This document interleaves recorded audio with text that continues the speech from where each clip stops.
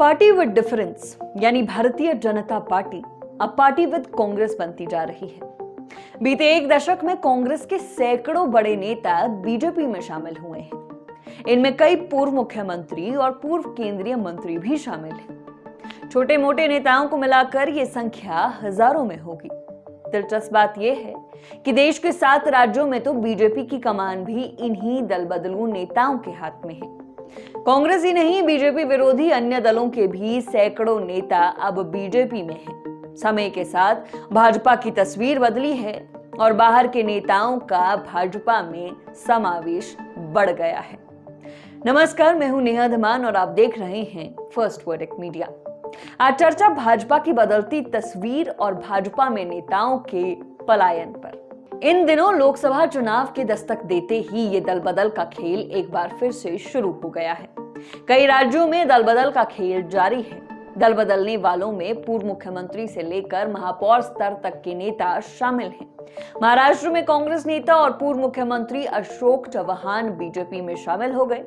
BJP ने उन्हें अपने निष्ठावान कार्यकर्ताओं से अधिक तवज्जो देकर राज्यसभा भी भेज दिया। ऐसे ही राजस्थान कांग्रेस के विधायक महेंद्रजीत सिंह मालवीय ने भी हाथ का साथ छोड़कर कमल का दामन थाम लिया।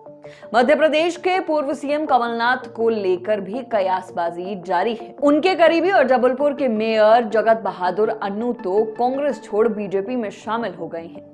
पंजाब में पूर्व केंद्रीय मंत्री और वरिष्ठ कांग्रेस नेता मनीष तिवारी को लेकर भी चर्चा आम है कि वे भाजपा में जा सकते हैं। इस फहरिस्त में कई और बड़े नाम भी शामिल हैं। दिलचस्प बात यह है कि वर्तमान में बीजेपी ने 7 राज्यों की कमान दल बदलू नेताओं को दे रखी है। इनमें बिहार, असम, झारखंड और बंगाल जैसे राज्य शामिल हैं। बिहार में उप मुख्यमंत्री सम्राट चौधरी विधायक दल के नेता और प्रदेश अध्यक्ष हैं।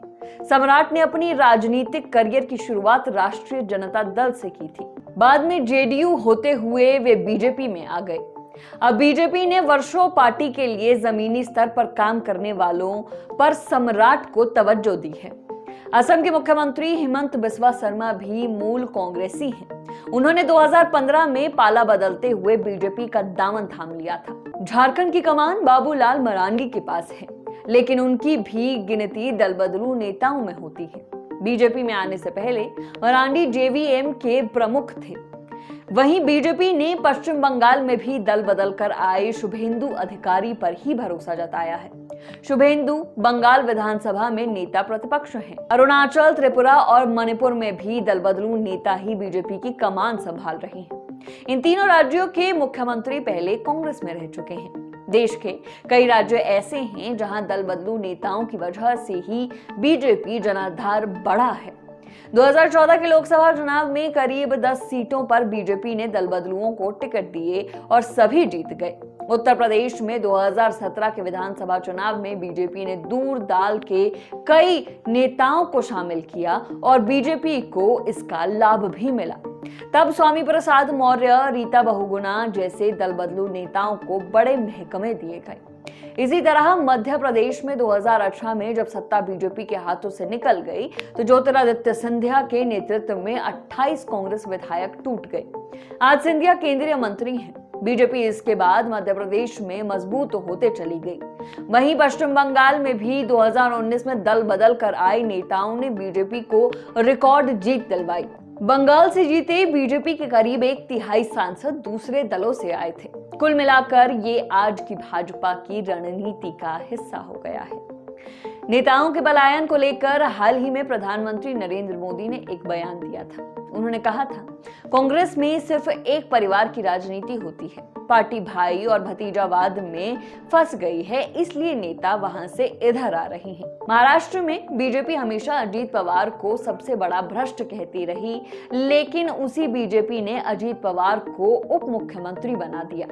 ऐसा ही बिहार में हुआ, जहां जरूरत महसूस होने पर भाजपा फिर नीतीश कुमार के साथ चली गई। ऐसे कई और उदाहरण हैं जहां राजनीतिक लाभ के लिए बीजेपी ने उन्हीं नेताओं को गले लगा लिया जो कभी बीजेपी को गलत लगते थे।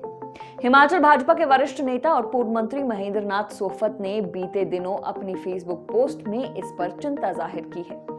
सोफत लिखते हैं, मेरी समझ में यह स्थिति पार्टी के भविष्य के लिए सुखद नहीं होगी।